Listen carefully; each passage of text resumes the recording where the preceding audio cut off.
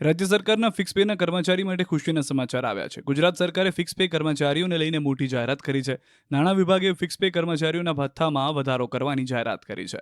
નાણાં વિભાગની જાહેરાત મુજબ ફિક્સ પે વેતન ધારકોને 12 કલાકથી ઓછા સમયનું ભથ્થું 120થી વધારી ₹200 કરવામાં આવ્યું છે અને 12 કલાકથી વધુ સમયનું ભથ્થું 240થી વધારી ₹400 કરવામાં આવ્યું છે. તેમજ ફિક્સ પે વેતન ધારકોને મુસાફરી અને બસ ભાડું રેલવે પ્રમાણે મળશે. છેલ્લા ઘણા સમયથી ફિક્સ પે સિસ્ટમ હટાવવા કર્મચારીઓ માંગણી કરી રહ્યા હતા. તેનું સૌથી મોટું કારણ અન્ય રાજ્ય કરતાં ગુજરાતમાં સૌથી ઓછું ફિક્સ વેતન આપવામાં આવી રહ્યું હતું.